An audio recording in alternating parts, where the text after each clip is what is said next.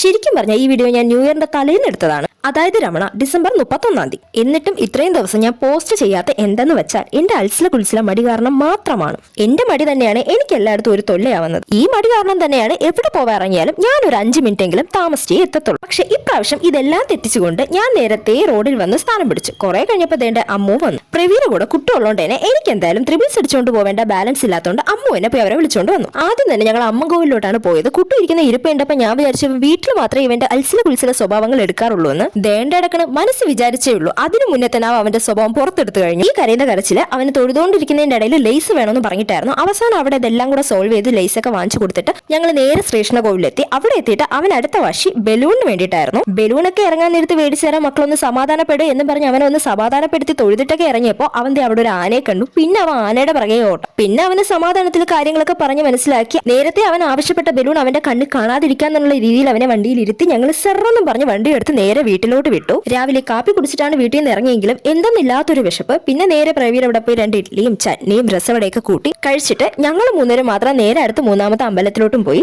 3ാമത്തെ അമ്പലം ഞങ്ങൾക്ക് 3 പേർക്കും വളരെ പ്രാധാന്യമുള്ള അമ്പലമാണ്. അതുകൊണ്ട് തന്നെ കുറേ നേരം അവിടെ നിന്ന് പ്രാർത്ഥിച്ചതിന് ശേഷം ഞങ്ങൾ നേരെ വീട്ടിലോട്ട് പോയി. അങ്ങനെ പ്രവിയെ കൊണ്ടൊന്ന് വീട്ടിലിറക്കിയതിന് ശേഷം അമ്മുന് സിറ്റിയിലോട്ട് പോകണമെന്ന് പറഞ്ഞുകൊണ്ട് ഞാൻ അമ്മുന്റെ കൂടെ സിറ്റിയിലോട്ടും പോയി. അങ്ങനെ പോകുന്ന വഴിക്കാണ് എനിക്ക് ന്യൂ ഇയർ ആയിട്ട് തന്നെ 2-3 കേക്കിന് ഓർഡർ കിട്ടിയായിരുന്നു. അങ്ങനെ പിന്നെ ഞാൻ വീണ്ടും പെട്ടെന്ന് സിറ്റിയിലൊക്കെ പോയിട്ട് തിരിച്ച് നേരെ വീട്ടിൽ വന്ന് ആ ചെയ്യേണ്ട കേക്കുകളൊക്കെ പെട്ടെന്ന് തന്നെ ചെയ്തു കൊടുത്തു. ഒരു മാംഗോ ട്രഫിൾ, ഒരു വാൻജോ കേക്ക്, പിന്നെ ഒരു വൈറ്റ് ഫോറസ്റ്റ് ആയിരുന്നു ഇന്നത്തെ ഓർഡർ. അങ്ങനെ കേക്കൊക്കെ കൊടുത്തിട്ട് ഞങ്ങൾ 3 കൂടെ ന്യൂ ഇയർ ആഘോഷിക്കാൻ വേണ്ടിയിട്ട് ഇറങ്ങിയതാണ്. അപ്പോഴാണ് ഓർത്തത് ഫുഡ് ഇല്ലാതെ എന്തോന്ന് ന്യൂ ഇയർ ആഘോഷമാണ്. അങ്ങനെ ആദ്യം ഞങ്ങൾ ഖലീഫയിലോട്ടാണ് പോയത്. പക്ഷെ ന്യൂ ഇയർ ആയതുകൊണ്ട് തന്നെ അവിടെ ഭയങ്കര തിരക്കായിരുന്നു. ഫുഡിന് വെയിറ്റ് ചെയ്ത് നിൽക്കാൻ വയ്യാത്തതുകൊണ്ട് ഞങ്ങൾ നേരെ ഇറാനിയിലോട്ടാണ് പോയത്. അവിടെ ചെന്നപ്പോൾ ലാവിഷായിട്ട് സ്ഥലം കിടക്കുന്നു. വന്നപാടെ ഒരാൾ ഫോട്ടോ എടുക്കാൻ വേണ്ടി ഒരുങ്ങിക്കൊണ്ടിരിക്കുകയാണ്.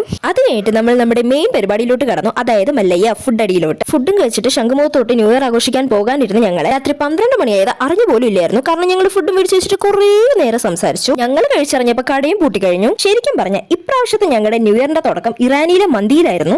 എന്തായാലും പിന്നെ ശംഖുമുഖത്തോട്ട് പോയിട്ട് വലിയ ഗുണമൊന്നും ഇല്ലാന്ന് മനസ്സിലാക്കി ഞങ്ങൾ നേരെ വിട്ടത് കനകക്കുന്നിലോട്ട്. അതിനിടയ്ക്ക് ഇവിടെ 2 കൂടെ ബൈക്ക് എക്സ്ചേഞ്ചും ചെയ്തു. അവിടെ നിന്ന് ഞങ്ങൾ നേരെ കനകക്കുന്ന് പോയി റൗണ്ടൊക്കെ അടിച്ചിട്ട് പിന്നെ ഞങ്ങൾ വിചാരിച്ചു എന്നാ പിന്നെ എന്തായാലും കേക്ക് കെട്ടിയാന്ന്. അങ്ങനെ ഞങ്ങളുടെ ന്യൂ ഇയർ ആഘോഷം കഴിഞ്ഞ് കേക്കും കട്ട് ചെയ്തിട്ട് ഞങ്ങൾ നേരെ പോയത് കടുമ്പൂലോട്ടാണ്. അപ്പോൾ ഇതൊക്കെയായിരുന്നു എന്റെ ന്യൂ ഇയർ ആഘോഷം. നിങ്ങളുടെ ന്യൂ ഇയർ ആഘോഷം എങ്ങനെയാണെന്നുള്ളത് കമന്റ് ഇടണേ.